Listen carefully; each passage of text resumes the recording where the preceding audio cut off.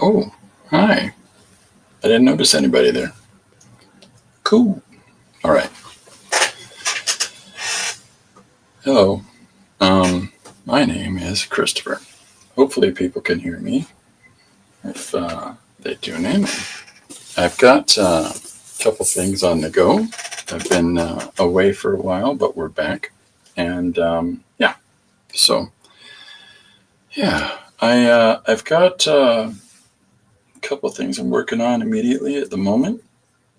But I'm back to doing the one-page stories live. I have got like 50 of these backlogged. Okay, hold on. We have a visitor. Do you want to say hi? Anybody nobody would have met her yet. This is Lucy. Lucy is our new little kitty, right? And Corbin is lying beside me.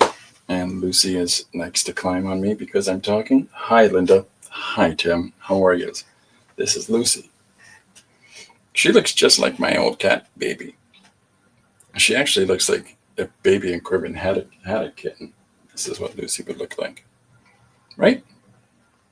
Right. Okay. I'm going to put you down, sweetie. Yeah, too bad. And for those that miss him, here is Corbin. Hey, how you doing? Hey, what's happening? Hey, what's happening? So I'm back. And I had, what do we got? I'm missing stuff. Welcome. Hi. Oh, Salty. Well, welcome to you and Storm. We missed you. Where did you go? I was teaching a lot and doing a whole bunch of things, and then I got sick. So, but I'm back at the end there. I plan to come back at the start of the year, but here I am now. So I'm going to switch cameras. I got everything all set up here differently now. There we go. So I built a big desk unit that has a monitor embedded in it, and it has a plastic fiberglass over top so that the whole thing is a drawing surface now. And so this is a page that one of these bazillion pages that I'm trying to finish. And are you just going to harass me? Sorry. Lucy is now thinking that I'm talking, so she should be climbing on me. Okay, there she goes. Good. So these are pages that I'm finishing and posting and all of this stuff that I've had piling up. And I've got about 70 pages, I think, 80 pages that I've done nothing with. So, and they all look like this. So there's just tons and tons and tons of them that I never finished off. So yeah, that's one of the things I'm trying to catch up on. And we'll get there. It takes time. I'm interested in what anybody else has been working on. If anybody wants to share that, you're more than welcome. Within reason, don't be silly. I've been having a good time. I was trying to figure out a way to more directly engage things in my life that during my stream, and I still haven't quite figured that out yet, but I eliminated the stream. Oh, so this is the other thing I can do. I can put my drawing board on top of the monitor unit and work right here in the same working area. So that works out pretty well for me. I mean, I can take it off, but I don't want the glare out. I have to do it like this because if I just take it off quick, it'll flash out the screen. But this is yet again another one of these bazillion pages that I've done nothing with, and I'm getting through them. I'm still scanning stuff. There's a lot of images like this, and like that, and just tons and tons of sketches. Well, this is actually, let's see if I can do this. This sketch is behind me, let me see if I can switch. This is a painting. That's one of the paintings in behind me that I did for Tuesday night classes. And yeah, so that's the sketch for that. Hey, Chris, good to see you again. Good to see everybody. This is a lot of fun. So yeah, so these are all images and just piles and piles of this stuff. So I'm getting caught up, and doing a lot of illustrations like this where I just grab a couple of markers and just go to town. And in the process, so this is the illustration that I did, the page that I showed a few minutes ago about random scene that was up on the screen. So yeah, I've got a couple fun things to show you. Here's something. I'm still open to people suggesting one-page story ideas, but I've also got this from our youngest daughter at Christmas time. These are art dice. What are art dice, Chris? Boy, am I glad you asked. There you go. So art dice is literally what they sound like. They're just dice so that artists don't ever run out of inspiration. Never been a problem for me. But what they do is that they give you all these opportunities and options, like here's different medium to use: markers, ink, graphite, charcoal, pastels, watercolor. Here's emotions: joy, calm, humor, anger, love, sorrow. Here's style: abstract, impressionist, modern. Here's the imagery itself. You can have a blurred scene, a detailed scene, a zoom in, hard, rough, and then you've got settings: seascape, landscape, indoors, underwater, colors, right? Pretty straightforward. And then they give you,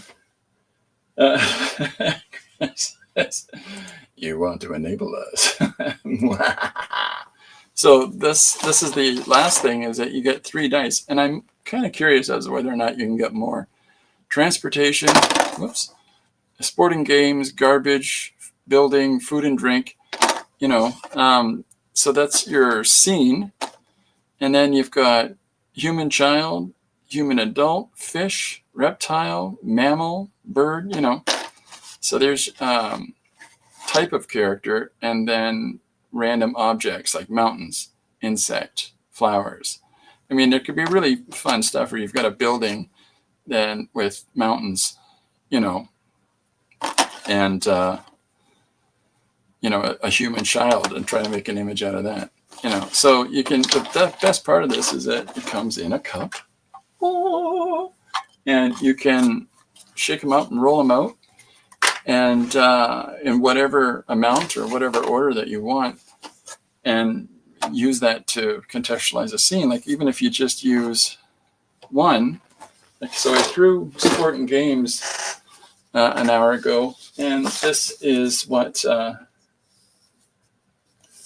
I came up with. So I just started doodling with some of these markers. I got this set of studio markers from the dollar store, and they're very similar looking to the HEMA marker pens that Lori brought back for me from the Netherlands last year. And so I picked them up thinking maybe these are just like the HEMAs. They're the same pen, but different inside, because this is a big fat tip and the HEMAs are a nice, really fine point. So yeah, they're not quite the same thing, but I've got a ton of different colors. I think I got 20 different colors out of that set. And so, yeah, just scribbling, doodling with some markers. He says, it's useful. Definitely artists run out of ideas. I have a bag of plastic prompts with similar categories. Yeah, it's a kind of a great idea to have something like that available to you, because it can be challenging sometimes for people to hold on to ideas and to hold on to motivating themselves to continue producing something. And if you have something that lets you eliminate that thinking process and just get right into the working, that's a gift. I mean, that's the kind of thing that lets you, always keep on the beat, Sorry, I really wanted to punch that white right now just as I'm looking at it. I'm a weirdo. So, yeah. So I've got, I'll do a video of this studio setup in some time. So I've got tons of pages that are just scribbling and doodling. And this is, I started finishing a book series that I started 10 years ago. And I did 11 issues and I never completed it. And so I've got a new hardcover that I've been working on that will collect the story ideas. Like I'm redoing them because my style is so drastically different from what it was before. And so I've been collecting some of these pages together and assembling them into the new book. I'm debating on whether or not I do each little part, like with this little chapter card and go for, like, I'm debating how I present it. Like I might just do, that's where these pages are. I started thinking about this while I'm halfway through drawing. So that's where these pages stop, because I'm like, I kind of want to have this on each one with the title for the page itself. So we'll see how that goes. And this, oh, that's so exciting, right? This is One Page Story Extravaganza number 3. Ready to go. So this is the next thing that we're doing, is that I'm going to get this put out. I'm aiming for it to be ready for end of the month type thing. So that's some of the ongoing bits of business right now. I've got a whole, this is this really great Stanley Kubrick book that Lori got me for Christmas. Look at this, how thick that is. What? There's thicker than my brain. I'm going to show you a couple of fun things. There's, I'm going to use one of these pieces of paper because I think that it takes it better. So this is a parallel pen. I don't know anybody that has tried calligraphy, but a parallel pen this is a 6-inch or a 6 millimeter, I'm so sorry.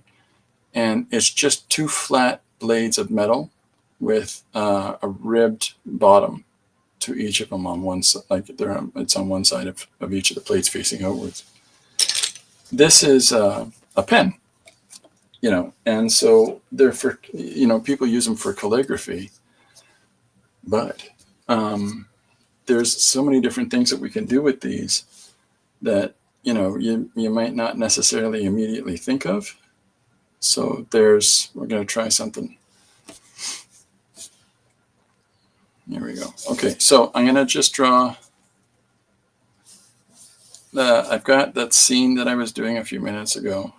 So here's the beautiful thing about parallel pens, is that it's a nice thick ink pen that you can, or a nice thin ink line that you can get, but then you turn it sideways and you start getting this really lovely deep solid black. So as you're doing your page and your work, you can get this wonderful variety, and it gets you these thick and thin lines while you're using it. But if anybody hasn't tried one of those, I think you should. Linda says, I have a couple of those parallel pens for drawing and calligraphy. Nice. Yeah, do you have a 6? If you have a 6, I really like, this is the only one I picked up, because I have all kinds of different fountain pens and things like that, but the 6 is so chunky and fat, and it gives you this immediate push to step out of any sort of safety that we might have in our line making, because it says, hey, look at me. I'm going to make all kinds of variety in the lines that you put down. Kind of like that. I haven't figured out too much with the pen yet. The day I got it, I was unable to use it. So I had to wait a little while to be able to try it out. So I've just started playing with it, but it lets me do some fun things. And, I'm kind of curious as to where this can go. But if you variate your line, you can get all kinds of different marks. Like you can get this wonderful gestural strikes with it, where fat to thin in the same line, but the black is so solid and crisp. And so I ordered a whole bunch of extra inks so that I can keep playing. Then it says a six is fun. Oh yeah, I mean, talk about taking you out of any kind of comfort. The 6 just pushes you to take time with your mark making. Like if you're doing like a sort of figural study, I mean, it's a little bit chunky. I've seen some people doing things where they've got like, all kinds of versatile marks that they're making on people's faces. But that's just, I mean, you could kind of get this same sort of drawing capability out of a regular old fountain pen. You don't necessarily need to use this, except for the fact that when you start coming into the hair, you can just use the same tool. But you get the same stuff out of, if you're just going to use a regular old fountain pen, right? Like there's not a lot of variation that happens that's any different. So by the way, this is the fun new thing that I'm going to be doing some more things with. I haven't quite figured out all the bits and bobs of it yet, but I will. I haven't really had too much chance to focus on it, but yeah, I filled in some of these blacks on this page, and the nicest blacks I think I've had for some time, and with the easiest amount of control. So no complaints here. Let's see, what else can I show you? Well, I showed you some of the painting stuff and chalk drawing stuff that I've been doing. That's up here on the wall. Let me get out of the way. That's what's up here on the wall behind me.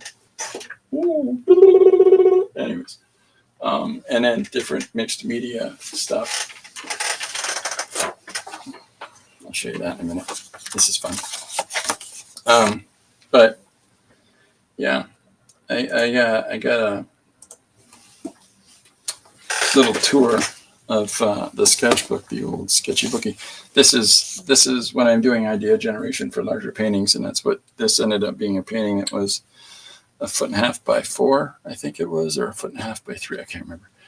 And so this is how I sketch out images, that I'll just grab whatever paper and just put them right on there before I go and do the larger thing. So this is the old sketchbook that I haven't shown well in a while, but it's got all kinds of additional imagery and things like that, studies and whatnot that I've been doing. And if you got one of these, get to work. This is a fun way to contain all your madness, contain all your ideas, and structure out projects and things like that. And Chris says that massive rock is impressive. Oh, thanks, Chris. That's yeah,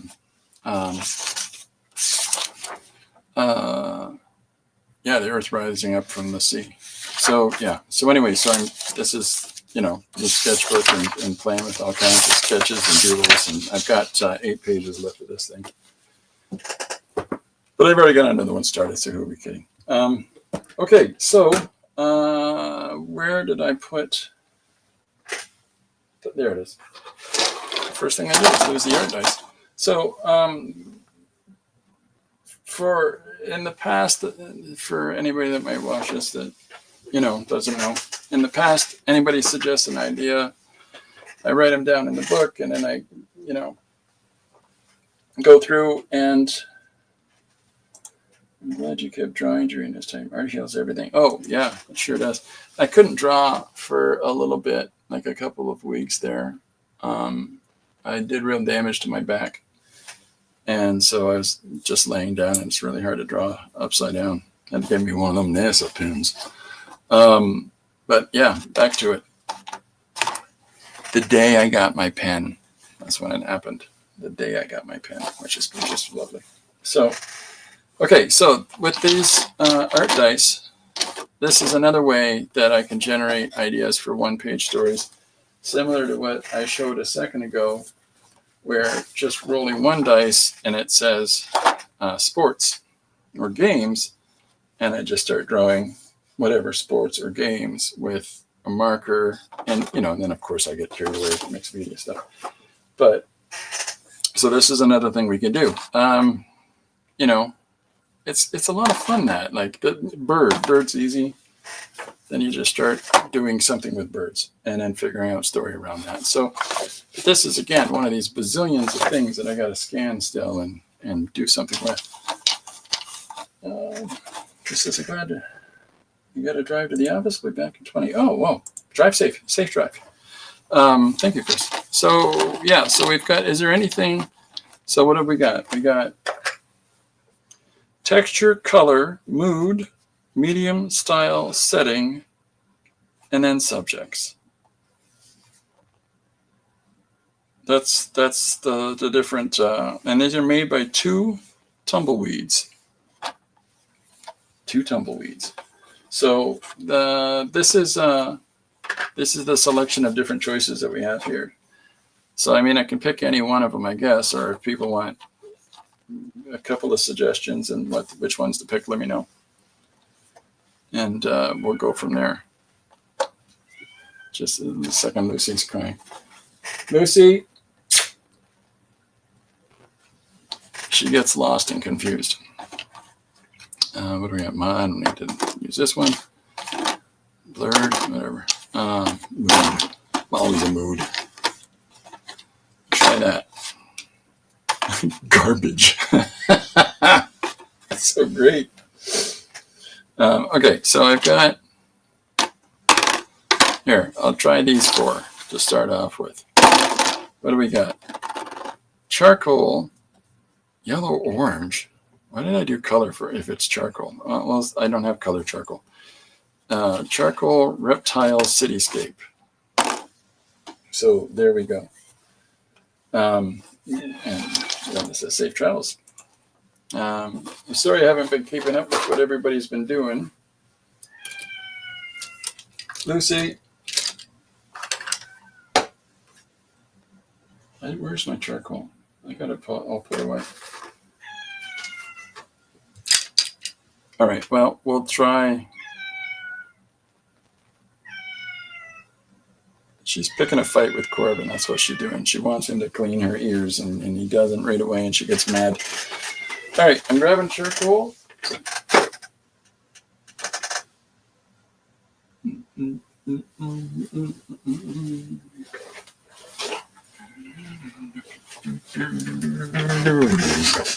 Okay, so this is a box of, or a drawer of charcoal stuff that I have in the studio. I got a really nerdy studio, so there's lots of different sizes and shapes. And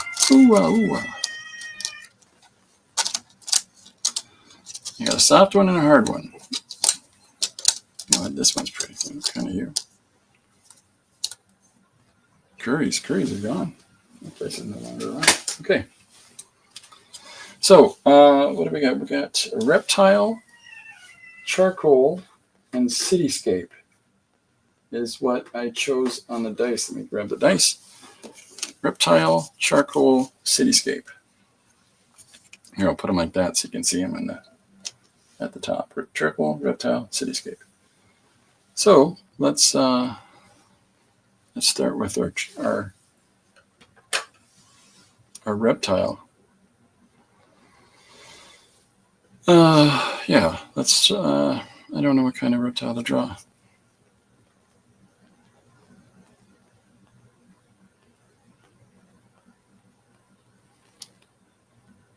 I want to do something fun, something funny and silly.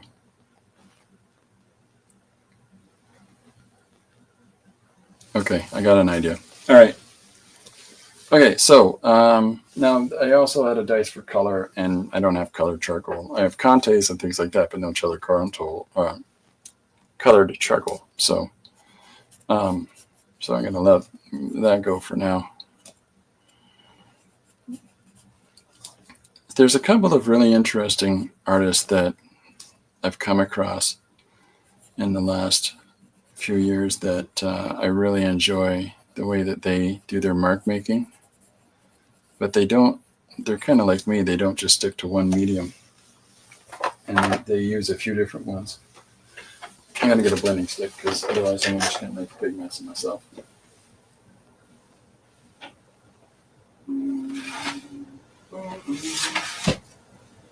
Pencils, pencils, pencils.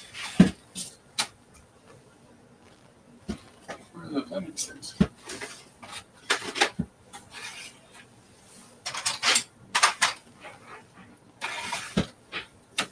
Oh. Just a second, sorry, Green.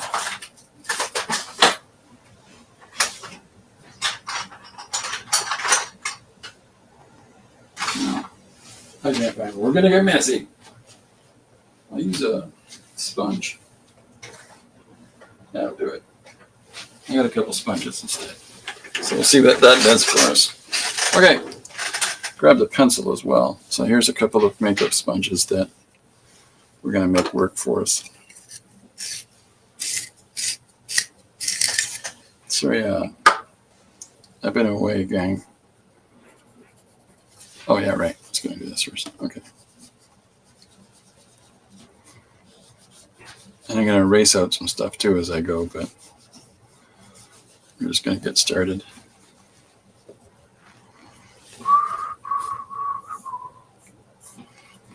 Little frill on the head here.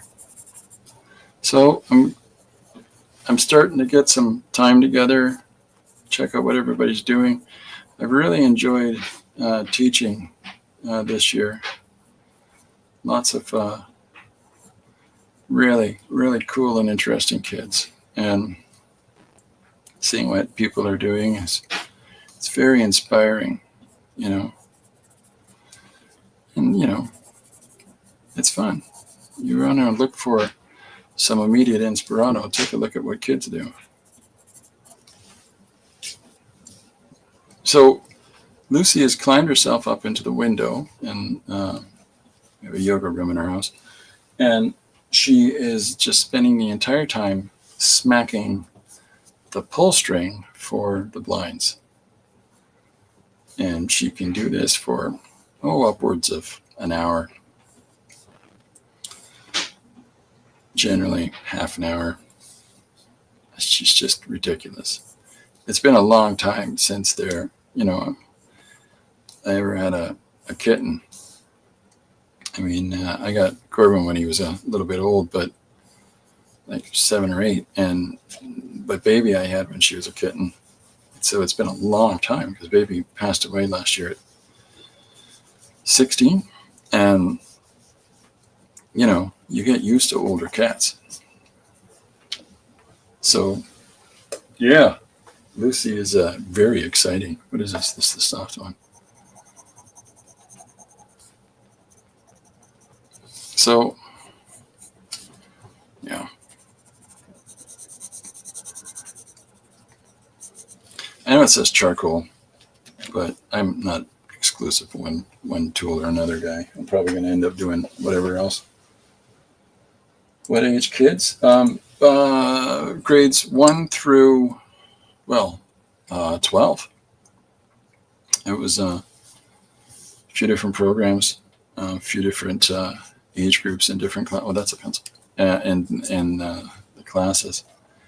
It's really kind of fun and cute to see ideas that they come up with at the different ages.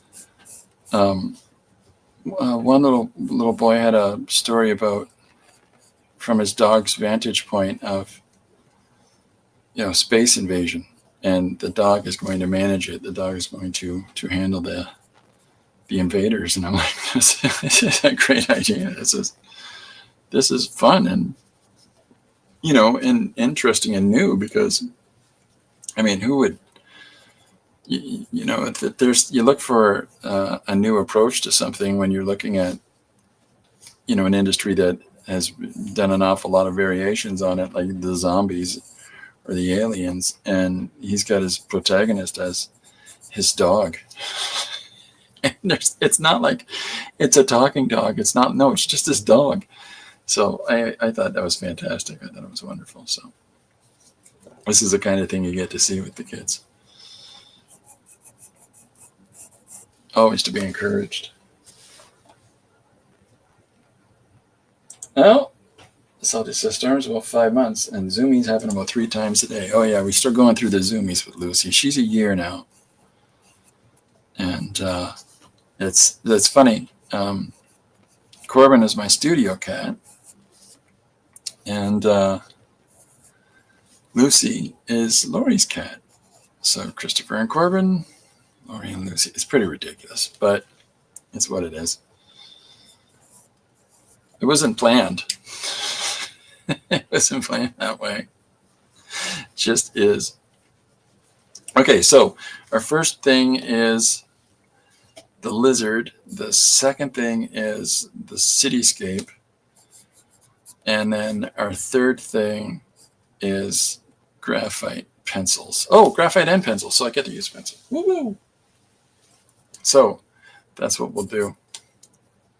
So my idea is is to try to do this at 12 o'clock each day. I think it's going to work out to be the best time for me between the morning and late afternoon schedules. So people are always welcome to come and visit. I'm going to be arranging some visiting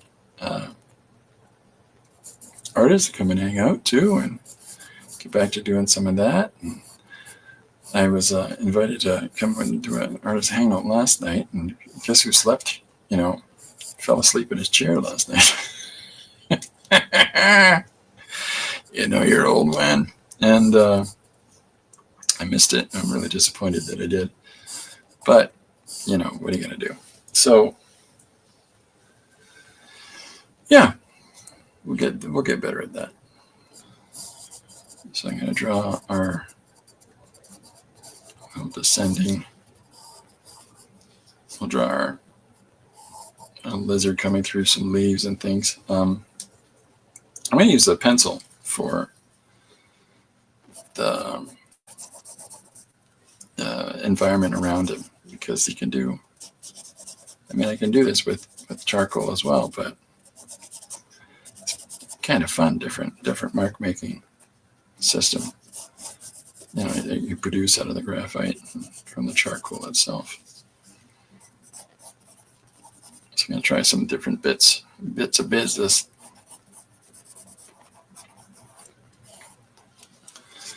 Yeah, I don't know. I have no idea for any kind of story with this, but it's just fun to say, hey, do these things. Okay, here I go. Right out the gate. This isn't really working well as a blender. Let's try this sponge. Otherwise, I'm just going to desperately try to figure out where I put my... Well, that's just a blunt tool, this one. That's all right. That's all right. We'll figure something out. But it won't be these guys. Maybe I'll just use my finger. Why not? I'm glad you'll be back to streaming. Love your drawing and stories. Thank you so much, Linda. That's very sweet. Well, Corbin's back. Hi, bud. Corbin's 16 now. He's getting to be up there. There's lots of older cats and things like that,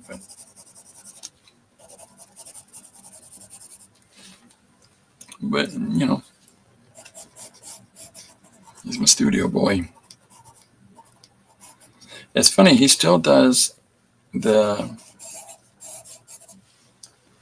get up and get down to the studio every morning thing with me, and has been quite annoyed with me on many days because I, wasn't heading down to the studio. So it's not that I haven't been doing stuff. I sure have, but just not the same routine we used to have. So Corbin said to me the other day that he'd had about enough of it. Let's go. Get back to streaming. And I said, okay, boss.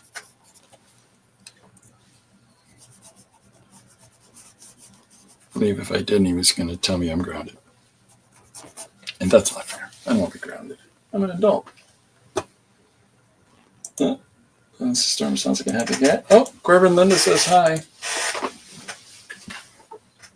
Okay, so yeah,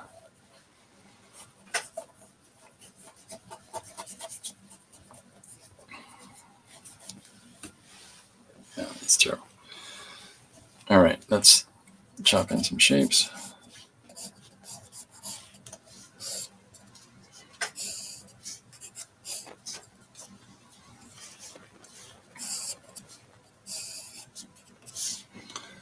I know what I'll do.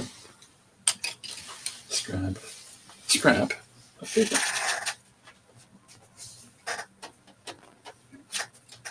We'll make our own immediate blending stuff. So I hope people can hear me better than they used to, and hope you don't mind the camera system I got in place. Let's see if this improves things a little bit.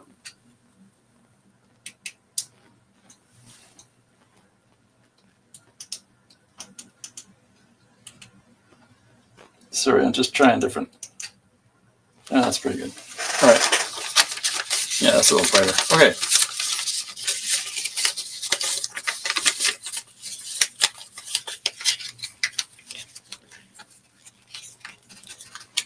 Get a piece of tape. Yes, yep. Yeah, it's nice when cats are zooming all over the place, Malcolm, and it's it's healthy for them to just run around and be maniacs. Okay, so oh, there we go, Cat Zook.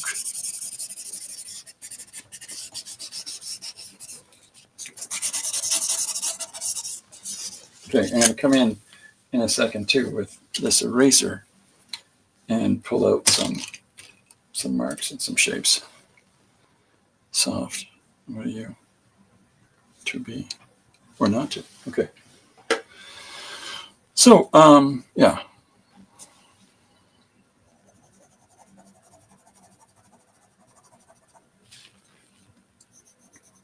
I don't even know what I was talking about. Clearly, they got to get back to the swing of things.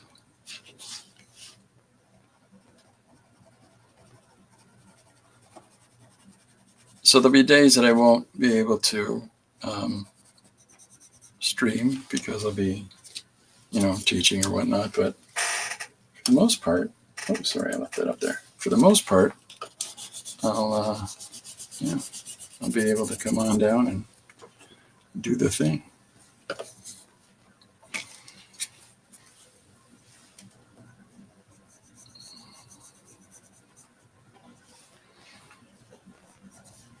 Not too much disruption.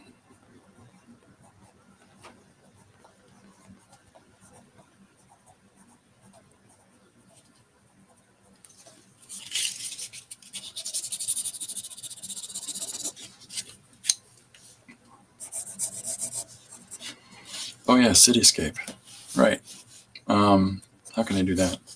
How about I'll institute it in the background. So what I'll do is I'll start putting together some buildings in the back of the scene. So there'll be, leaves and things in the foreground, and we'll have a cityscape peeking through from in behind.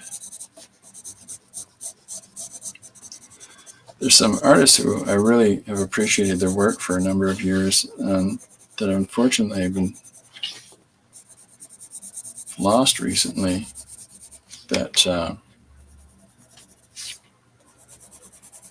I want to do talks about, because think that their work is very beautiful and elegant, and I want people to know about it. All right, here goes my bad boy.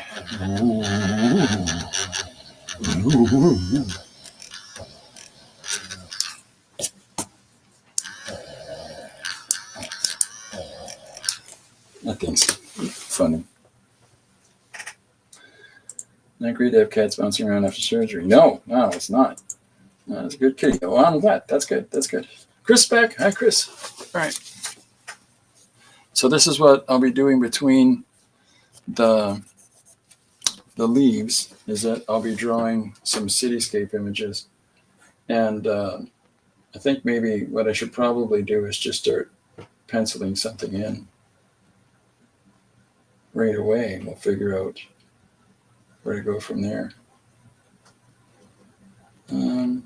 Yeah, I got an idea. I got ideas all around. So we'll put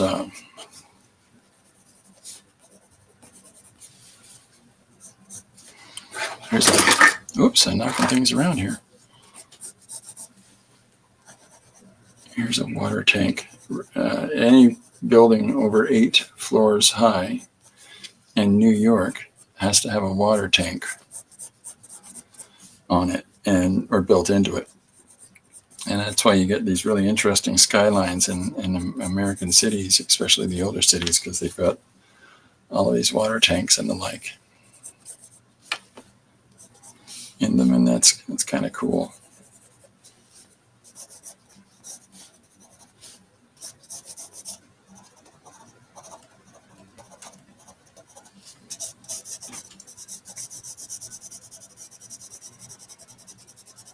I like stuff like that. I like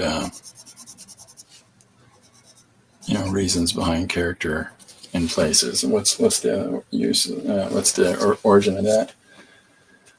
Oh, it's a 15-minute drive from the house to the office. Nice, unless there's a cafe.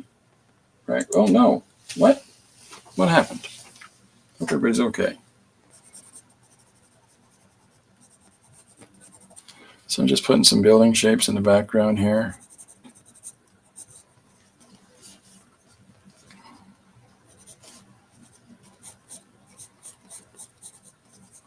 Nice and messy. Good way to start off. Big, messy old illustration. The reason I'm just smudging and bludging the whole thing to be as dark as it is because I'm gonna start pulling information out.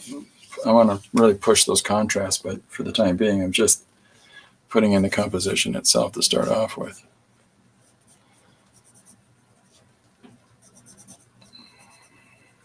You can see some of the skyline there, and how this building's would clearly be more in the foreground. And it will just keep doing that, keep pushing that through the image. Keep it fun and exciting.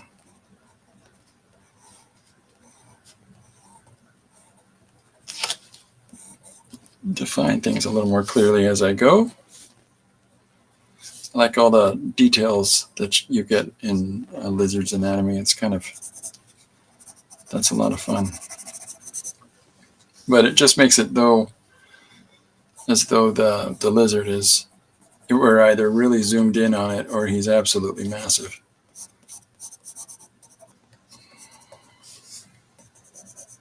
This would be a fun 2-panel thing where you could have the second panel come in and the lizard is, I'm going to destroy the city. Here I come. And then you realize that, no, he's just tiny.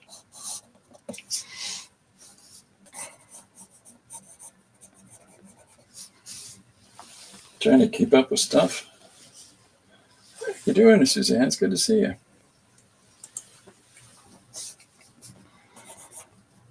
So once again, my apologies, folks, for being away. But couldn't be helped.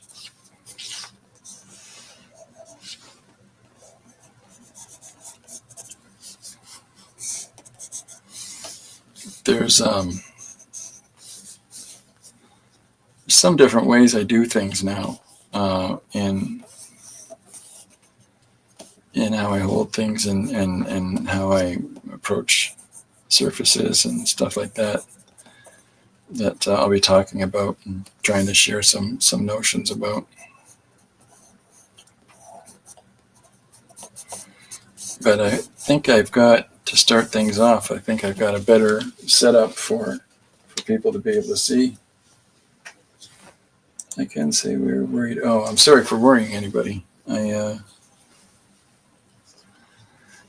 had a couple of some health stuff and some busy work stuff.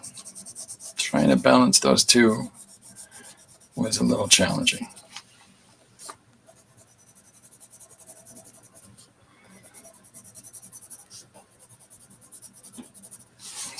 But we're back now to let you know we could really run.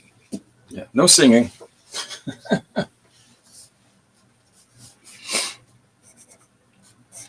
I'm going to put a building in the foreground here.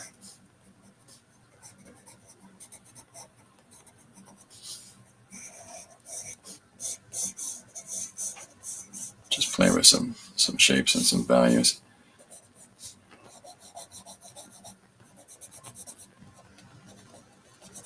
You know, got to keep it interesting. Keep people guessing what's going on where. So this is could be a tree that he's on top of. I got some leaves and things in the foreground. Moving my dice. And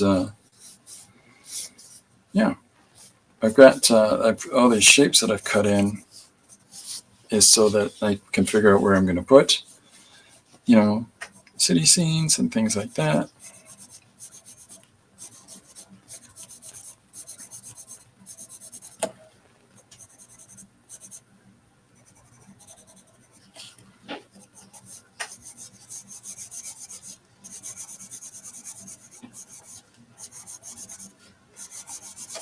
But has anybody got any big projects that they've been working on and you want to tell anybody about? Feel free to do so.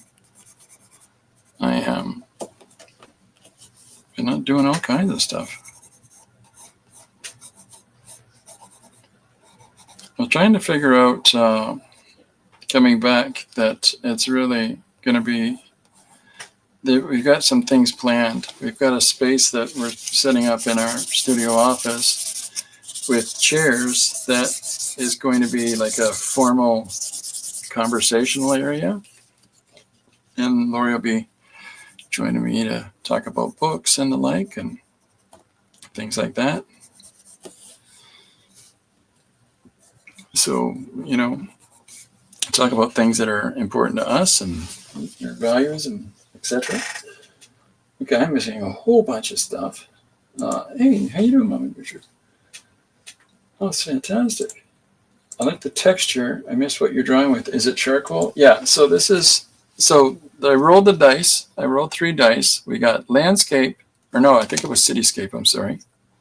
Cityscape, a reptile, and graphite pencils are the 3 things that came up on the art dice. And there's so many more options there's so many more because there's 9 dice in total. But this is the 3 I started with so that I can just get everything all laid out. And then we'll figure it out. So thanks everybody for coming by and hanging out. So I'm going to do the same thing. And I'm not just going to be using art dice. I've still got a bunch of suggestions that I'm working through. I did a ton of them that I'm trying to finish off. I showed those at the start of the stream, a bunch of the digital things that I'm trying to finish. And at the same time, I'm going to leave it open. So if people want to suggest any more new ideas, let me add them. And if there's any questions or anything I can help anybody with, I'm always here for whatever. Tell you what I know. Just how do you draw with pencil crayons? Don't do it. Just run. Okay. Okay, that's not what I'll say. But you know.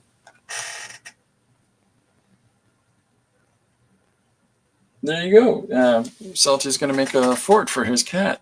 This is good.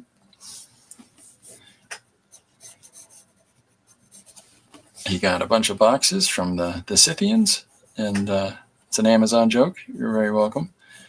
And he's going to make a fort.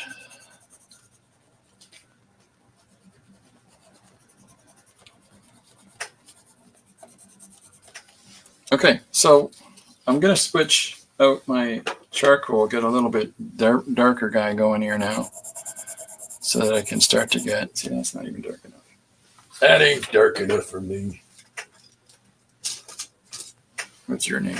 Oh, here we go. This guy's going to be dirty. Maybe not. There he is. Okay. Gotta find his spot.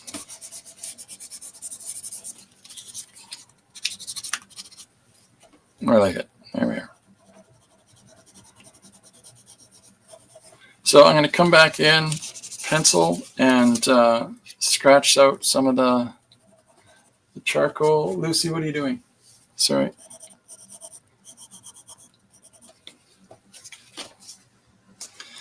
I am a lame replacement for her. She would much rather hang out with Lori than me. But this is what she gets. And Stadler. There he is. I'm not keeping up, and I'm sorry for that. Oh, you don't forget thumbs up, buttercups. That's great. Thank you. Thanks, Mama.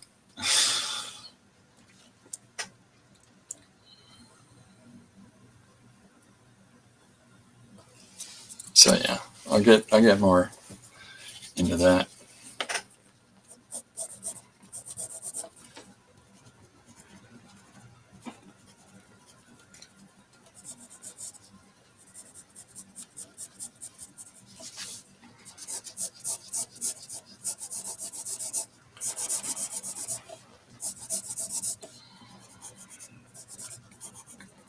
My charcoal might be a bit old. It's being really disagreeable about making a nice deep mark. I got a 6B here, and it sure isn't behaving like one.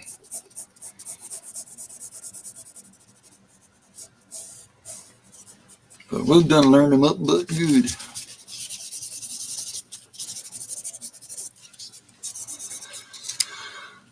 So I posted a page today, and I already got a comment on it about why am I always silly?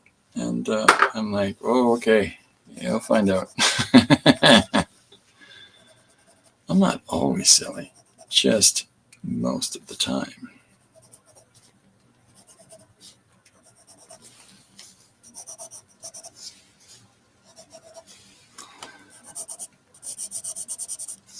There he goes. All right, now just had to get him to kick in here.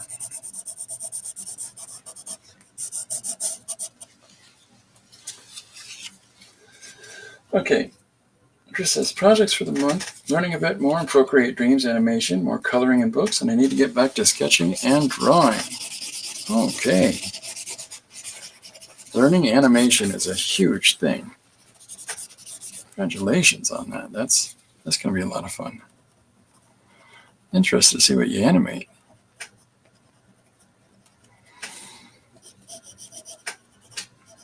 It could be all kinds of different things. That's a beautiful thing about different creators and the direction that they take on their processes and their ideas, that you have two people working side by side that do completely different things. Because, of course, different interests, different lives, personalities. But, one person can teach another person to, let's say, animate. And yet, what that other person's going to produce is nothing like their teachers. Just nothing at all. And that's wonderful. Oops, I'm sorry I left that up there. I animated some blobs last week. There you go. Good start.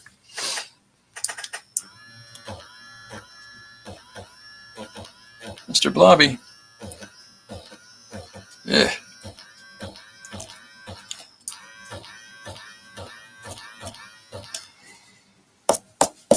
Mr. Blobby, terrifying.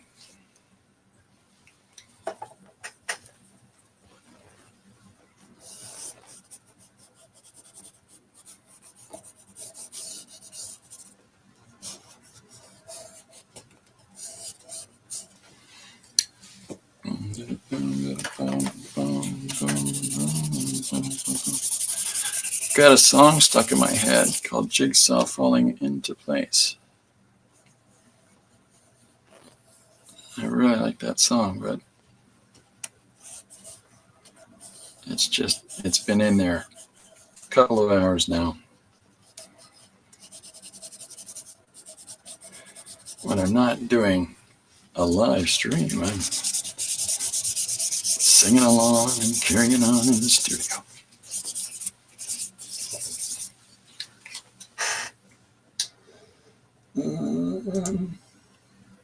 Who says, in the humor lies the truth. If you know, you know. There you go. I'm following a tutorial to animate a volcano. Jim Luan and Paul Pate offered to coach me through. That's fantastic. That's great, says Linda. That sounds cool and scary, says Paula.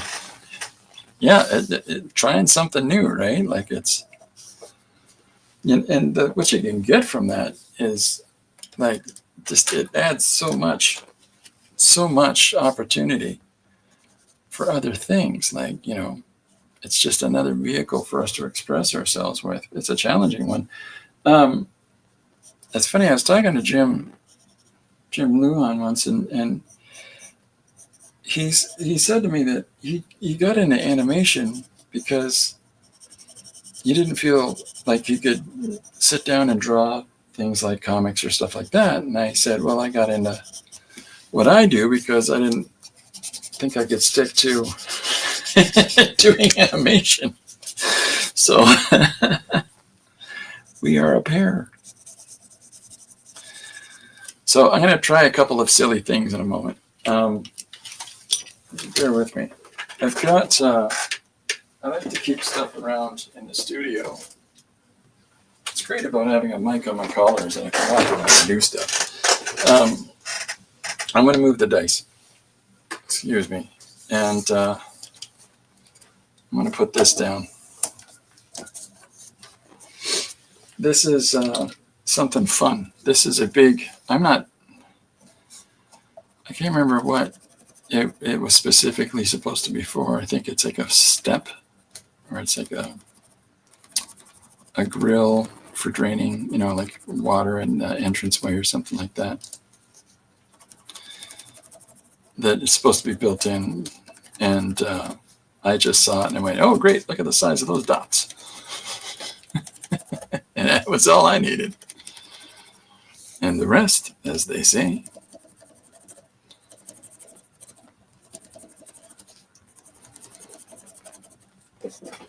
What are you guys doing? Behave. No, Lucy's fighting in the studio. I've got a remote camera that I can hook up that I'll be using to do a studio tour with, that I can catch what Lucy's up to, and you know, put that into a stream. So I'll be doing some silly business like that. Actually, I want to do some more of those.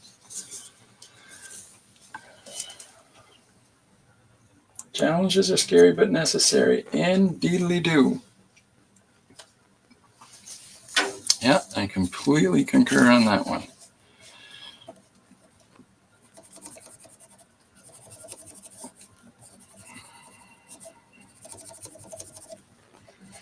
This is just fun. That's all this is. Just fun business.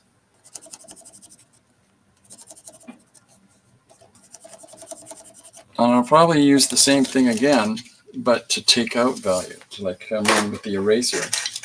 And I'll show you what I mean. To just come in like so, and so now we've got those white spots in there as well, just because we can. just trying different fun stuff, right? Still haven't really punched too much dark contrast yet, just because I want to build up to it, get all the elements involved together, and then we'll start tidying everything up. Nice and tidy.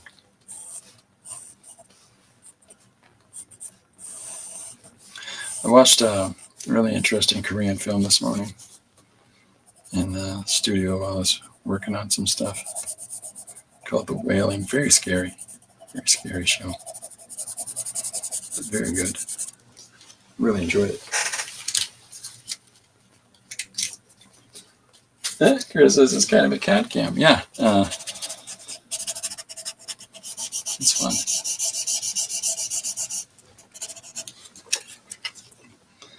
Yeah, the cats are pretty silly. It's fun that Corbin has rediscovered youth and vitality since we got this. He plays and he climbs and he engages in all kinds of different things that he just really had given up on as he was getting older, and now he's right back on board with having a little bit more life here.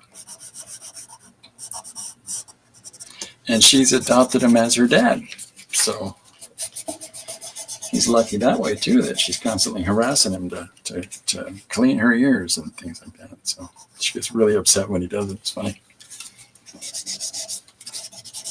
Just like people.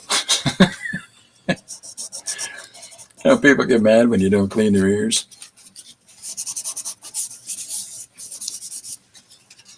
Okay. It's funny, I tend to just draw with, hey bud, I tend to just draw with regular pencils. I don't really have a lot of variety of pencils around me when I'm working. And so, hello, paper. Oh, Chris. So let's put a bunch of let's start getting into some fun. Let's start putting a bunch of little scales, little patterns on our lizard. We'll call him Carlito. I don't know. Henry. I don't know. Gina Davis. Who knows? Whatever you like. Just don't call him late for dinner. I did a page with a lizard last year where it was a lizard, a cowboy, and a ladybug were the three things suggested. And so I did it. And if you're not familiar with this, I encourage you to look him up because he's an absolute angelic grace in the history of humankind. I did it as a retelling of Mr. Rogers. The ladybug was Mr. Rogers in his sweater. And he was very excited to meet his new friend. Come on, buddy. Yeah, come on up.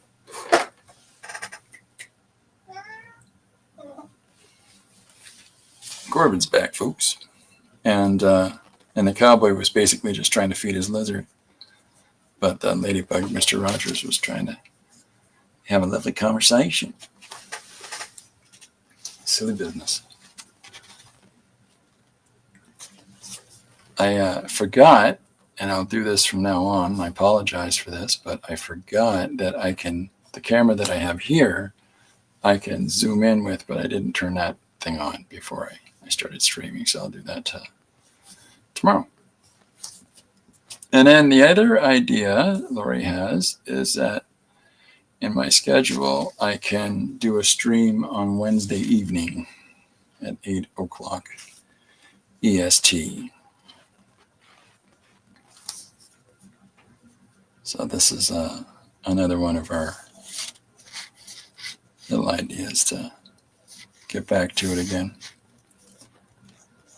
Taking some time.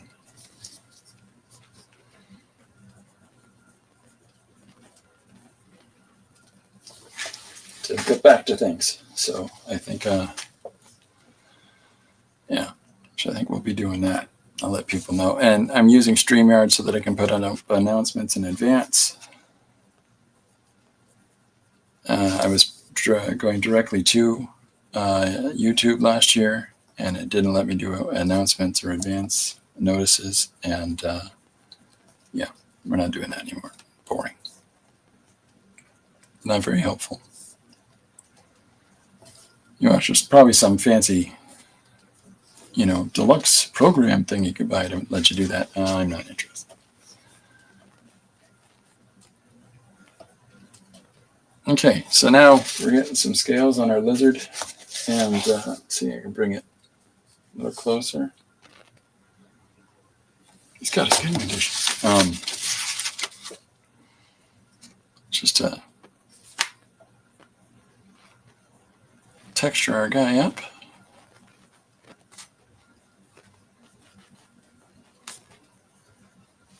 Right? Right, Corbin?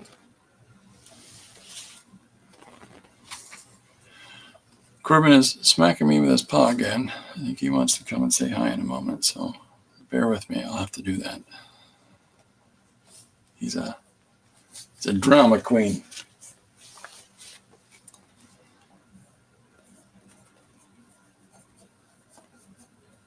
So I don't know how other people draw scales. I kind of do them a few different ways, where depending on the type of scales they are, I'll do the circular motif, or I'll do this cross line approach, and then I'll fill in the areas. It's like a Chuck Close approach. Anyways, it's Chuck Close nerd. But I find that if you try to grid it, it loses some of the wonderful size variation that you find in a lizard's skin. So, and you don't have to draw every scale either. You get the idea across.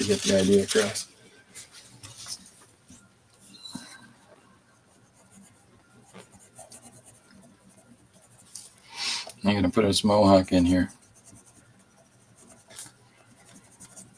There's a part of me that I'm going to have to get a darker pencil and do a nice crisp line around our lizard.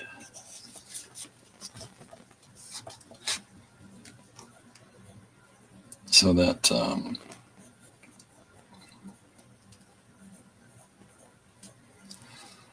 he stands out from the background, right? And I'm going to blur it a little bit more too, and do some more blending things and putting in some more textures and patterns. But yeah, it's funny. I don't really draw in charcoal and graphite very much. It's kind of nice that the dice made me have to do this. I'm going to have to come up with some sort of set of rules. Yes, sir. Okay, hold on a sec. Sorry. I got to do this. I apologize. Here he comes. All right, come on. Hey, everybody. How you been? What's new and exciting? Is that it? Happy? Okay. Whoa, all right. What'd you do? Well, jump in when you're in the middle of it, thing. There's Corbin. There's Corbin.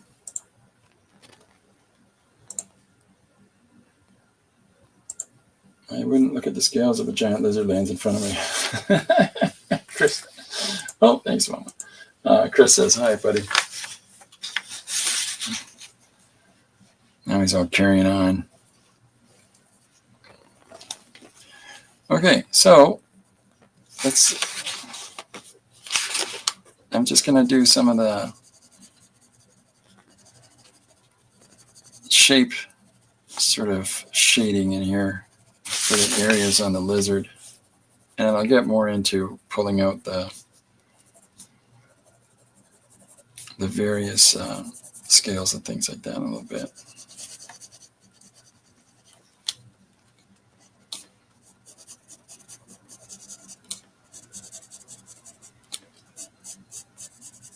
So I'm moving the lines around with the form so that it lets me imply shape. Just changing those directional lines is a good way to go about doing that. It sort of helps a person read,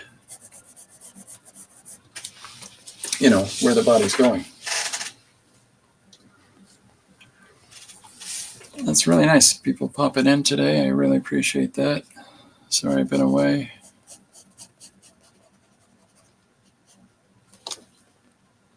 I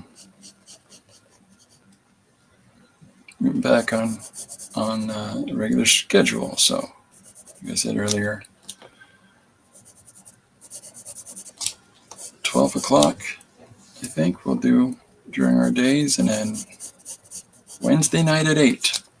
I don't know if anybody else is doing anything at Wednesday nights, but I'm not trying to upset anybody else's routines. So people get a little competitive about that sort of nonsense. But we'll figure it out. All right, so you can see our lizard's coming together.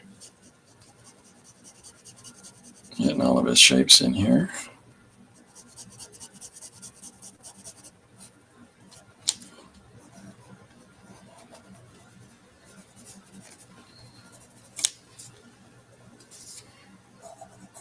And then we're going to come back in with that charcoal in a second and start really making some noise around him.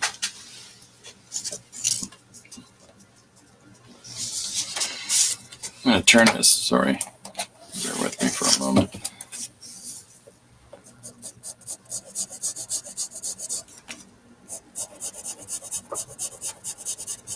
I don't quite have mobility to turn some of my lines. Yep. I forgot what time zone I'm in. It is 1 o'clock where I am right now. I am EST, Eastern Standard Time. Beautiful thing about the magic of the interweb is that we can all be hither and yon and engage with one another. And it's a blessing, that.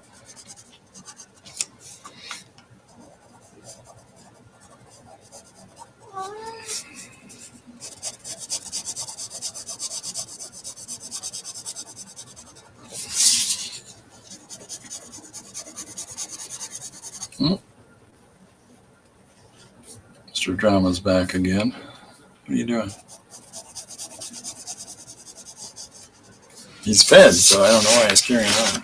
Maybe it's just because I'm talking in the studio, which I don't normally do. Thank you. You're welcome. Thank you for asking. Okay, so, yeah, we're coming together here. We're starting to get some image back in place, and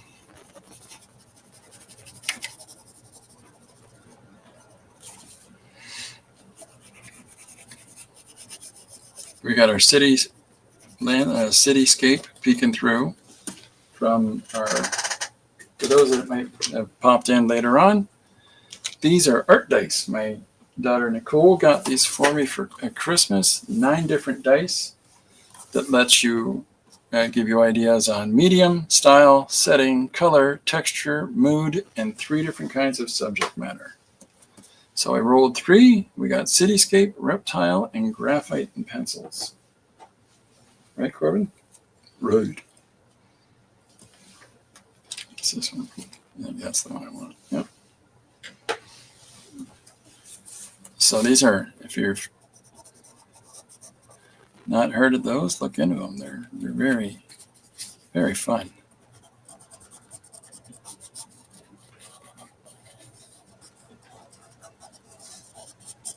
Should have just been using stick graphite. That would have been so much more agreeable. And I just remembered where my blending stumps are.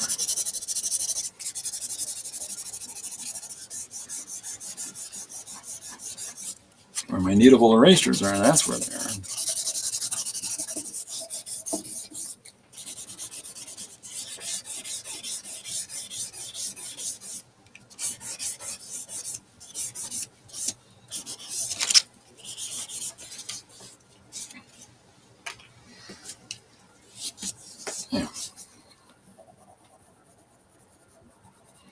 So I'm trying to have a little more clearer lines in our foreground. Draw a focus of attention there. And more blur in our background. Push that back.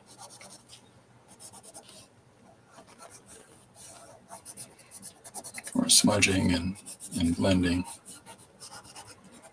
Further back we go.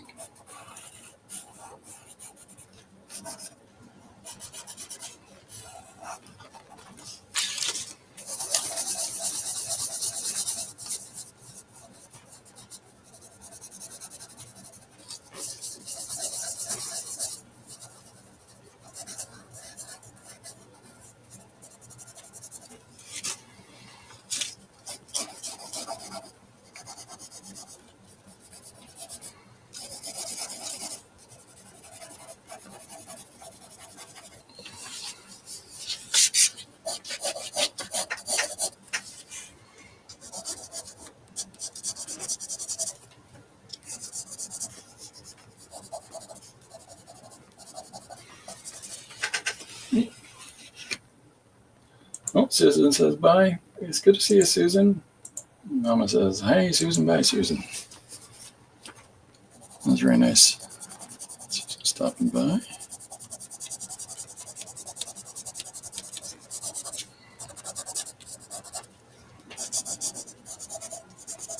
I needed a break from the internet. That's one of the reasons I was away.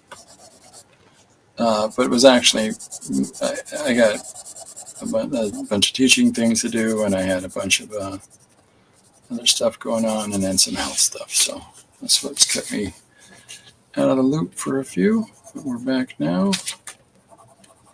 Yes, Corbin, you're back too. He's smacking me in the chest as I'm talking.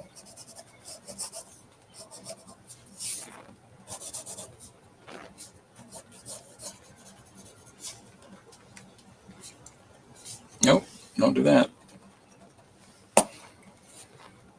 It's called a tangent when you over connect two lines when you don't need to in a spot. It just draws focus away from the actual thing that you want to get drawn to. Don't do that. Don't do those connecting lines, like cut it one across the other or something like keeps the viewer's eye moving where you want it to move. All right, I'm gonna have to start tidying this up. It's very, very smudgy right now, which is okay. Yeah, I know. Corbin, go ahead. So I can't move the camera, but Corbin is right here, right there. He's like sitting right here. His ears are probably going to pop in frame, and if that's the case, I apologize. He likes to sit on. Don't bite the pencil. He likes to help me while I'm working. Well, he thinks he's helping.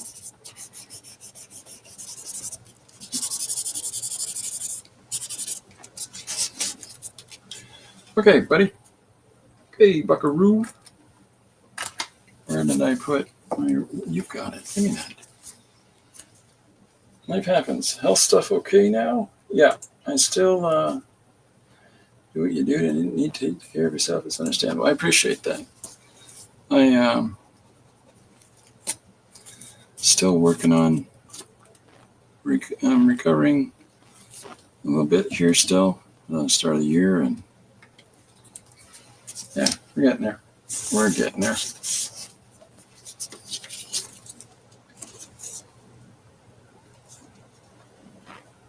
Corbin, that is not helping.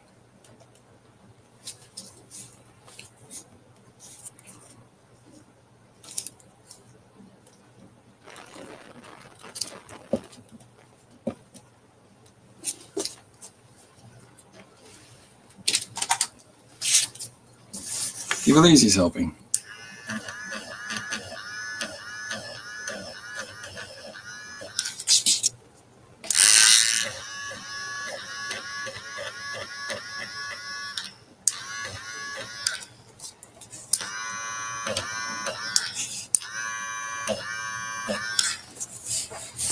fun to put those dots in with the eraser like that. I knew something had to happen. Your voice sounds different. Oh, yeah. Well, yeah. My voice is an obvious example of when I'm tired. It goes. Yeah. But we're getting there. It'll be back to its squeaky soprano setting that it had before. That's scary. Okay.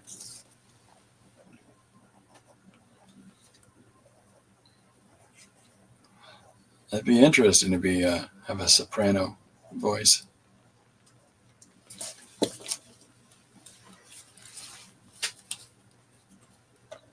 And eraser looks scary. I need to get one of those. Yeah, these are great. That's you take the eraser out of the collar that sits in the neck of it, and you can change it up, replace them, and then you load that inside there, and as you press the trigger, it oscillates. And so because of that, it lets you have some really fine little control on the marks that you're putting down in the areas that you're erasing out. And it's very crisp, you know. Like here, I'll show you. I can do things like cutting into existing lines. And it's so clear and so clean. And, you know, I'm using a makeup sponge to wipe this off. Which is good, because I'm very messy.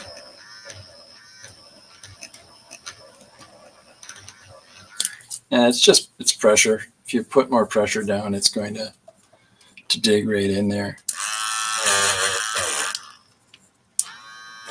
If I face it one way, it's noisier than the other.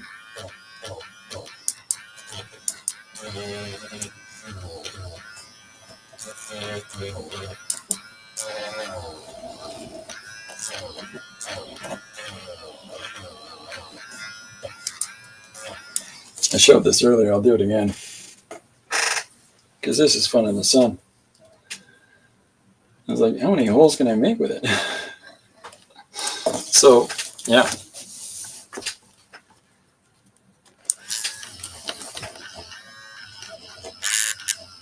So now it's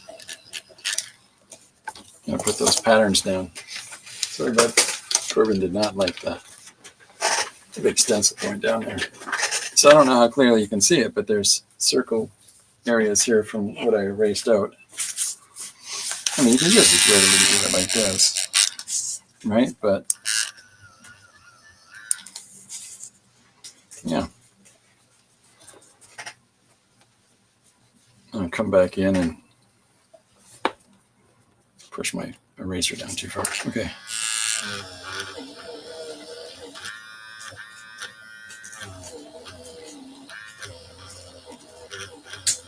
Tidy up the back area.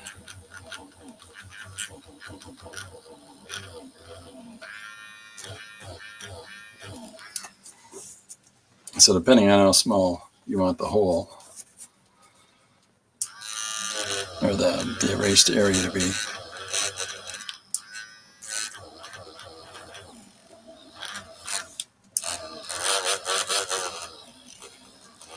But it is handy. See, it makes it look like I'm a much cleaner guy than I am. My hats would hate the noise, though. Oh, yeah, Corbin doesn't like it. He'll bite my hand while I'm using it. But see how you can do little things like this? This is... Yeah, it's definitely each little extra value you can get out of it. You see, you can use negative marks as your... Sorry. I don't know how well you can see them, but there's the white dots that are in here. You can use those negative marks to put in some scales.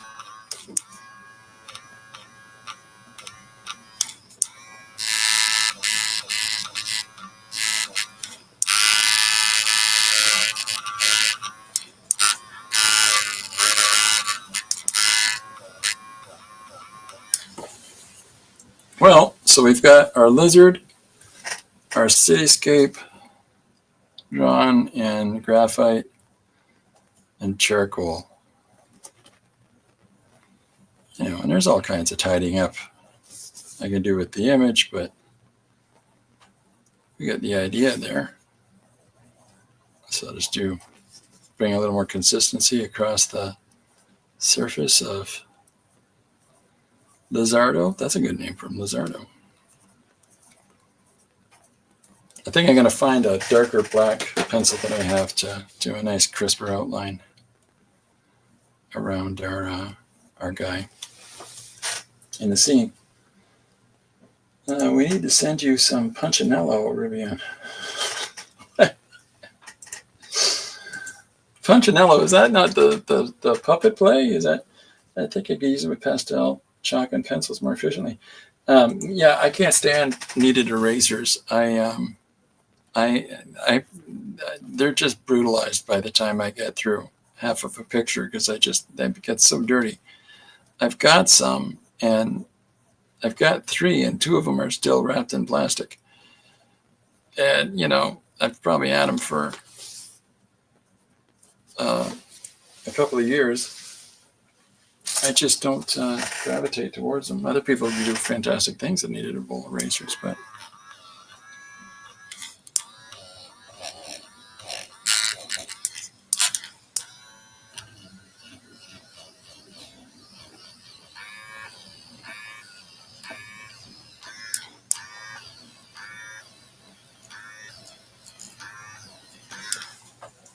yeah, it's playing. And of course, the other thing that is available is the opportunity to scan this and then put it in the computer and clean it up. And we got 130. Yeah, so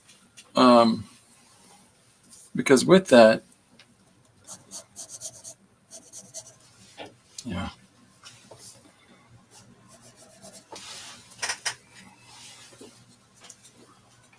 I can let us do some nice, whoa, excuse me. Oh, it's very noisy. I got to pull more eraser out. I pushed it in too far. That's just because this is a half-used eraser, and I was putting too much pressure on it. But the more you have sticking out, the more zany it gets. But you can get nice fine lines.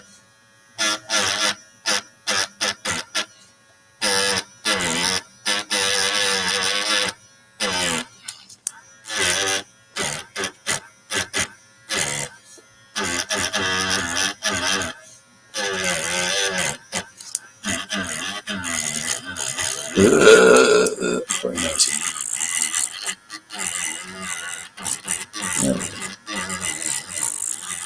Okay.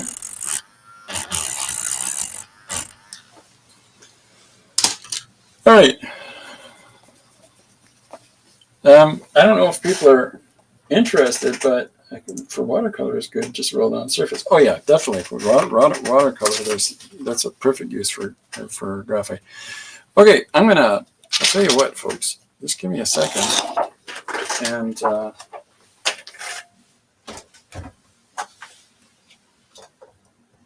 I'm going to scan this crazy kid, and then we'll see what happened to the buttons you had for special effects. Well, I have to relearn how I'm doing everything again. I don't remember what buttons I got for who and where and how,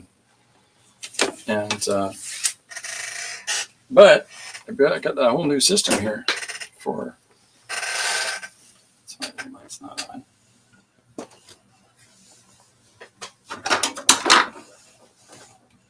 Good heavens. Excuse me a sec, folks. Has that improved anything at all? Or it's you. It's you. You're the problem. Okay.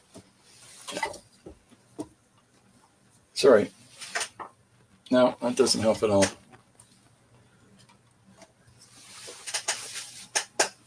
Yeah, it's the overhead light. I'm so sorry. There we go. Just trying to figure out what light was being a pain in the booger.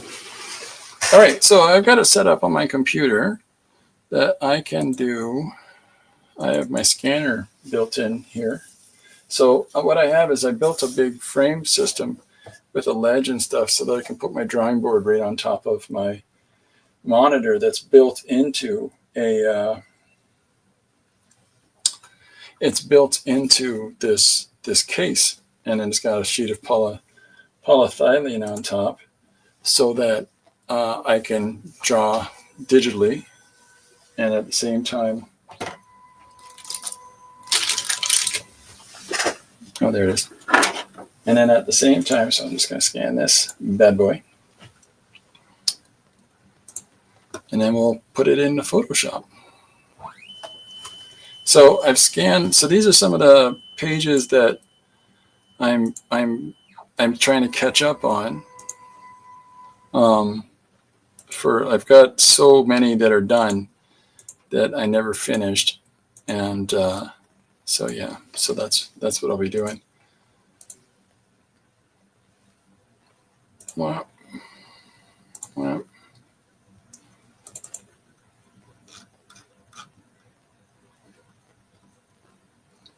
So there it is. Okay. So here's our sketch.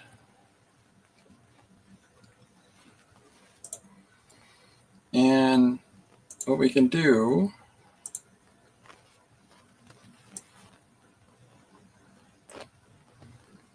is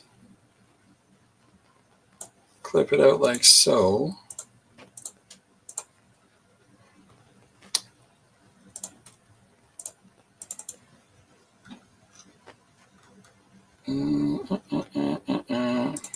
We're going through all these files. Sorry, folks. Just give me a sec. And then we'll turn this guy off. So there is our drawing on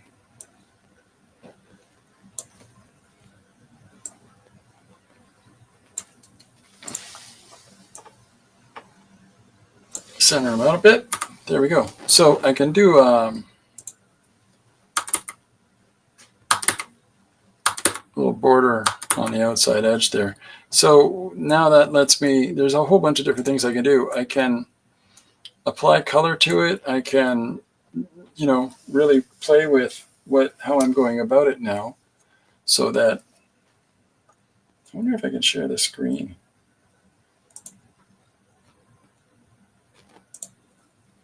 Which screen will it share?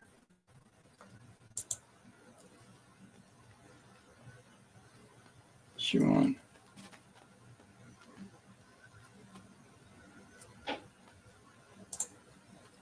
There it is. Woohoo!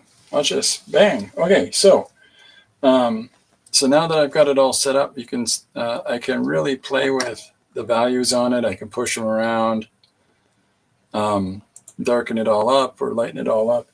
But it's another thing that I can do is, give me a second here, folks.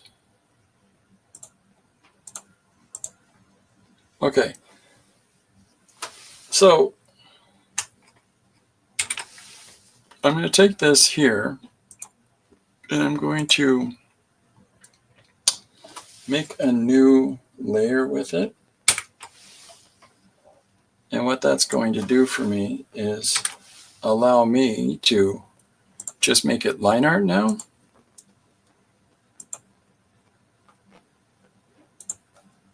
So if I take that out, and I'll just add another one, and we'll choose how dark we want it to be.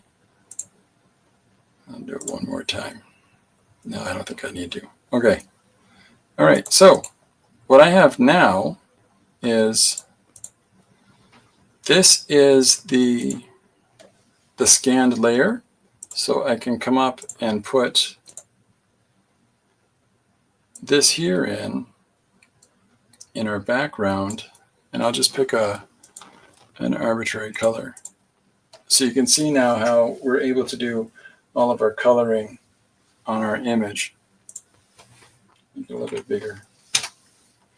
So this lets me figure out what it is that I want to do with the space, like with the image itself. I've got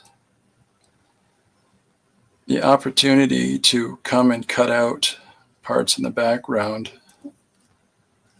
and change the value of those so that it starts to separate the layers, like starts to separate the, oh, I don't need to do that.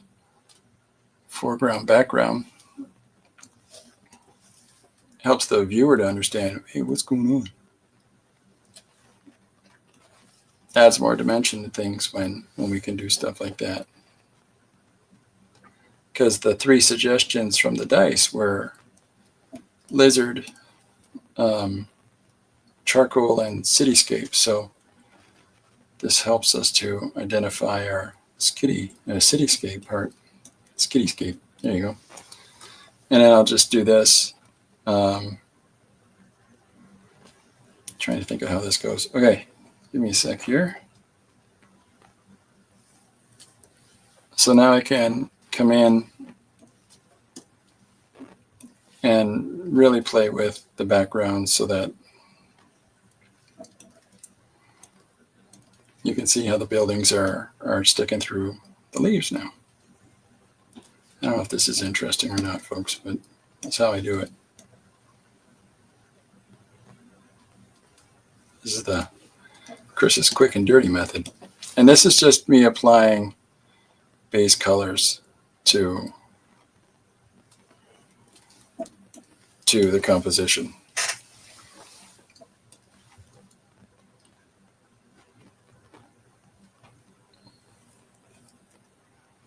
Oh, that's not good. Okay, excuse me a sec.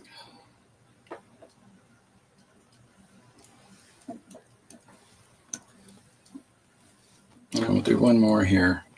No, let's not. Let's do this. So this, oh, here it is. This area here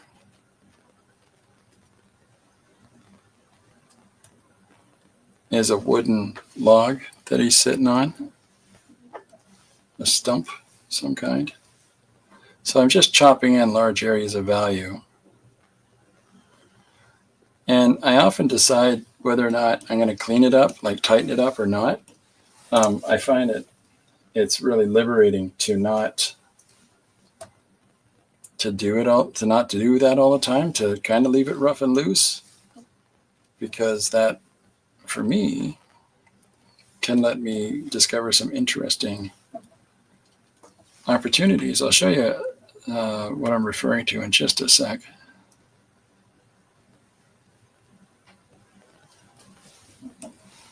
Here's a page that I did earlier.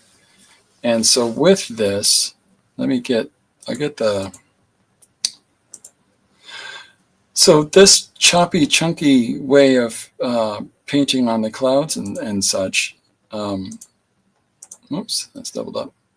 For the color is when you put the line art over top, it doesn't, like that, the clouds go outside that black line. And I kind of don't care.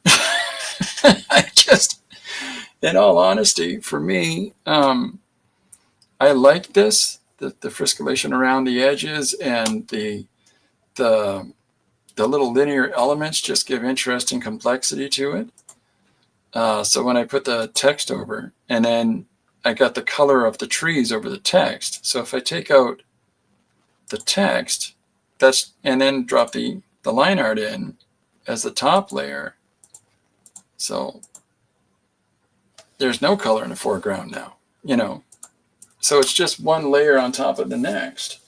And that helps to just build up all of those elements. And so you notice the lines in the clouds less. Now, if I wanted to, I could go in to where the letters are, where these little lines peek through, like up in this section here, if you can see the mouse moving. And I can erase out those lines where the letters are in the art. Now, I kind of don't want to do that the whole way, because I like the fact that this tree is in the way. But I could do it with the clouds in the background if I really wanted to. Honestly, it doesn't matter to me. But, if you're doing a commission for a client or something like that, they might say, hey, fix it. Fix that up, Runtsman. And so be it. But I like to keep it loose and chunky. So there's our original sketch scanned. And so I've chopped in the big color areas into, well, no, we still got a few more to pop in here. And just trying to separate areas, helping navigate the eye about where I want emphasis points and things like that, what should be the draw. And then, of course, the last thing I can do is come in here. I'm going to do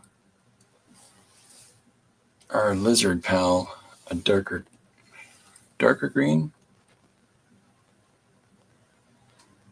I think. And again, kind of haphazardly doing this. So if some of that bleed over, if I find I like how that looks, I might leave that in there. And as I'm going further through the coloring process, you know, if I find it interesting. So there's roughly our lizard guy, and then of course his other foot here.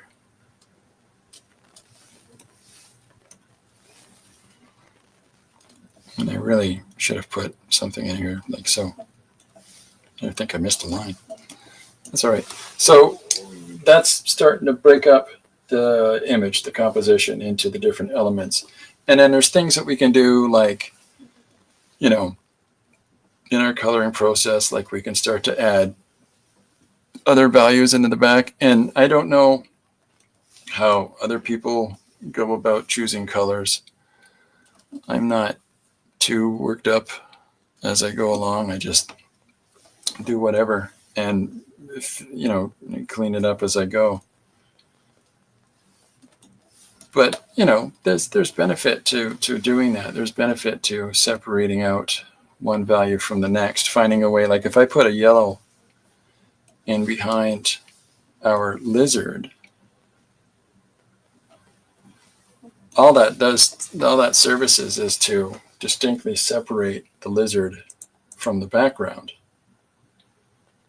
you know, from these other similar greens. Is it sort of helps to, that contrast between those two makes the lizard jump out, right?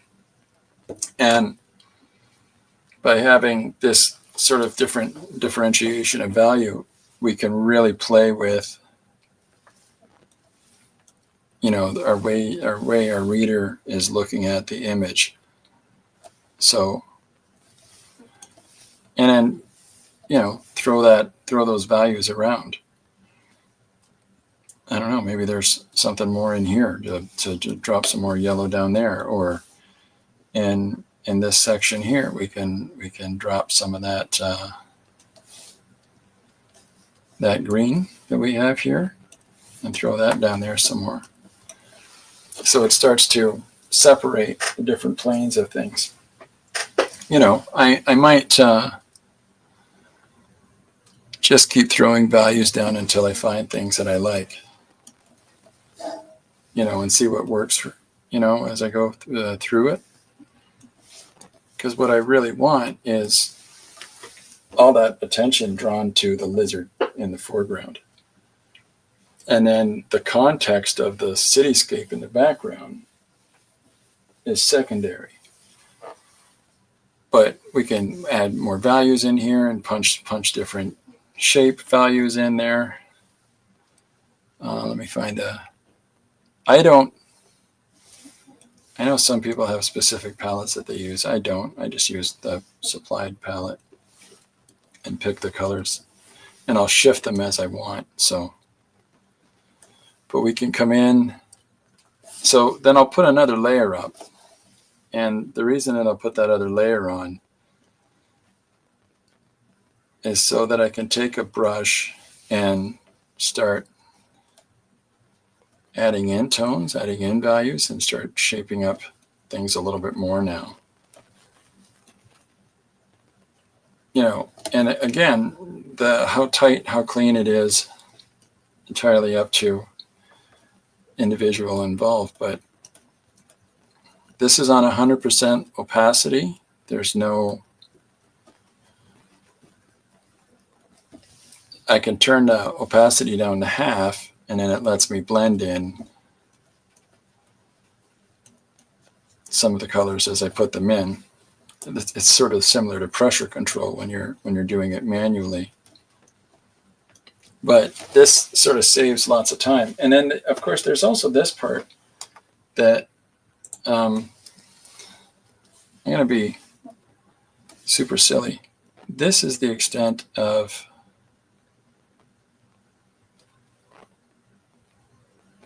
just bear with me a second. I was playing with this a while back, and this is kind of like, I'm going to do it really roughly, but this is the extent of what I figured out for animating some things. Is that let me get the foot,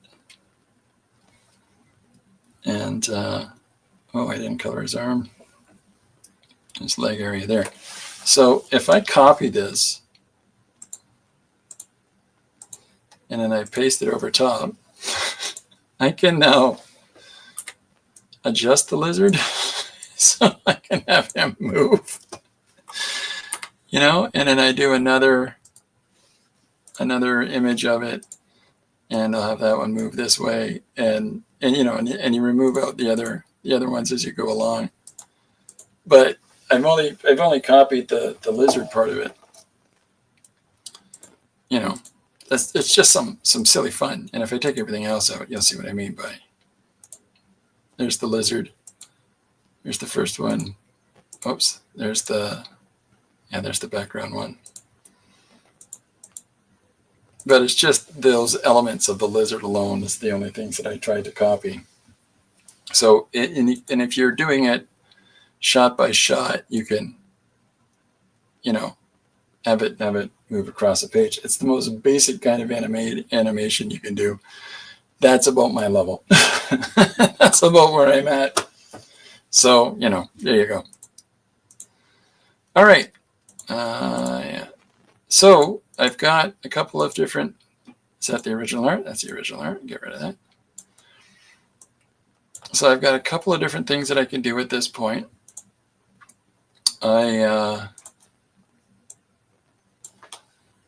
Get that on the road. I can double up on the opacity, like the darkness of the line. I don't think I need that darker line.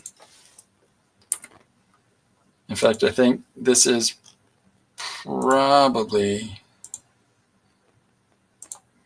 I don't need any of those other layers.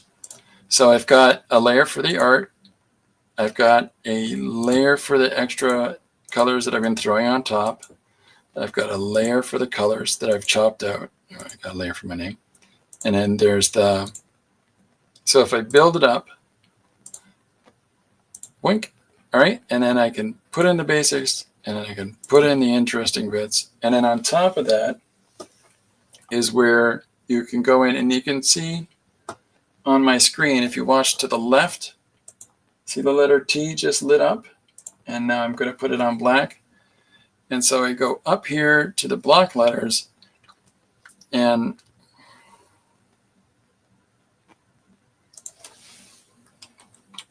I can type on it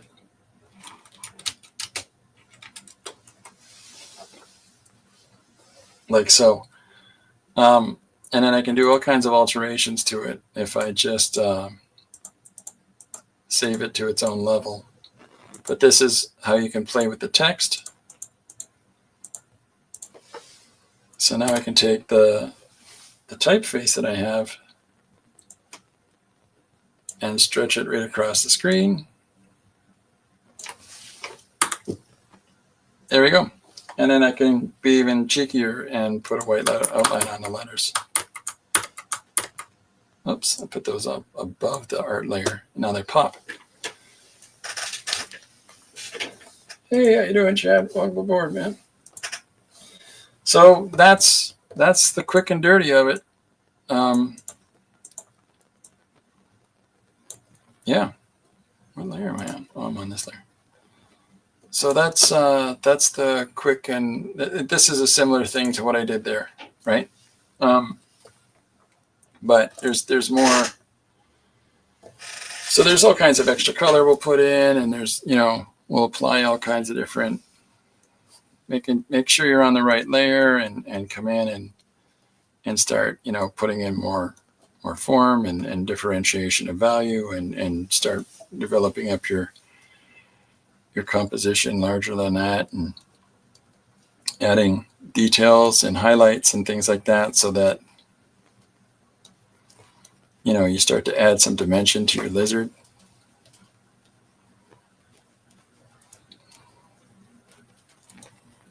Right? It's starting to look like an actual lizard now, as we're picking and choosing the areas that we're highlighting. So yeah, so that's how you go about, or that's how I go about doing it anyways. And the fastest and possibly sloppiest example I could show you.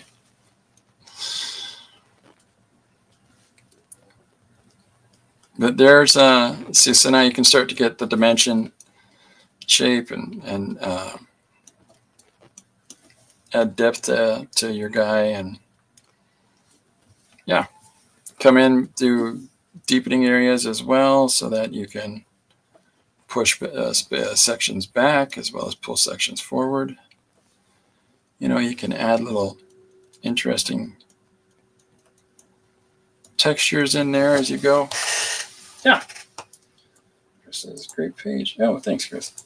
Yeah, so that's the fast and silly Billy way of going about and building a page. Now there's so much more complexity we can add to the image if we just give ourselves more than 33 seconds to do it. And it's really just about playing with color and playing with the mark making and the textures and the tools you use. And there's so many different pencils or brushes, I'm sorry they're called, that you can utilize. I got weird ones in here, like a bunch of dots and a bunch of pages, like pieces of paper texture. I like doing that in there. So let's see, if I was to do a piece of paper, let me make it as big as I can. So now if I stretch that out and put it over the lizard, you can see that there's this interesting kind of modeling to the skin now, and then I clean up on the spaces around the lizard. This would look like this. That's what that looks like without the rest of the color. So there's just so many things that you can do. It's about playing. Just continue to try different things. As far as it goes for animating something like this, I'm not entirely sure. Oh, cool. Yeah. Well, give me a call. I don't have our schedule in front of us right now, but yeah, Chad, please give me a call. It'd be cool if you're down in town. So that's the gist of it. There's so many things that I encourage you to try out. Oops, I'm using the wrong tool. I still got it on that big piece of paper. And I'm on the wrong layer again. See, so now I'm cutting in to the wood. So on and so forth. Yeah. So anyways, that's it, folks. I think I'm at 2 hours now. I think I better sign off. I'm going to switch. There we go. And then, yeah. I think that's it. All right. So I'll be back tomorrow at noon again. And then I'll be here on Wednesday at 8 p.m. in the evening, EST. So noon tomorrow, EST, and 8 p.m. Wednesday, EST. Thanks for welcoming me back, folks. It's been a while. I really appreciate it. And bye bye for now. Go try making some pictures, and try out those art dice. They're a lot of fun. Okay, gang. Thanks very much. I'll see you tomorrow.